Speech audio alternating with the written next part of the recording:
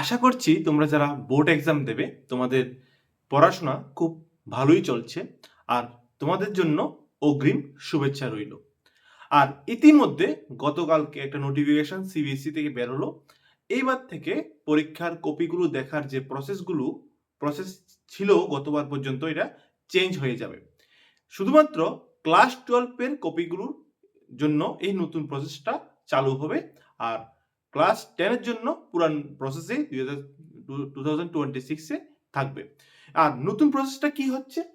নতুন প্রসেসে অ্যাকচুয়ালি দেখো তোমরা, এটা গতকালকের নোটিফিকেশন তোমরা দেখতেই পাচ্ছ, central board of secondary education CBSE বলেছে এইবার 2026 সালে যারা ক্লাস 12 এক্সাম দেবে ক্যান্ডিডেট গুলির কপিগুলো ওএসএম পদ্ধতিতে এগুলো ইভ্যালুয়েশন বা এগুলো দেখা হবে, অর্থাৎ অন স্ক্রিন মার্কিং সিস্টেমে।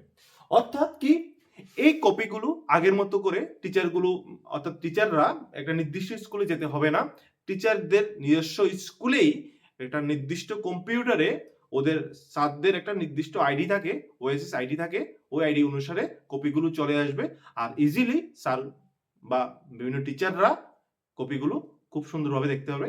আগের মতো যেহেতু কপিগুলো ফিজিক্যালি দেখবে না, কপিগুলো হারিয়ে যাওয়ার যে চান্স বা ছিঁড়ে যাওয়ার যে চান্স বা ট্রান্সপোর্ট করার ক্ষেত্রে বিভিন্ন কিছু হতে পারে, এগুলো আর হবে না। ইজিলি টিচাররা কপিগুলো দেখতে পারবে, আর এগুলো ইজিলি তোমরা রিভিউ যদি কারোর ইন ফিউচার করো, ইজিলি তোমার কপিও ইজিলি দেখতে পারবে। এগুলো একটা রেকর্ডে থাকে যাবে ডিজিটাল পদ্ধতিতে।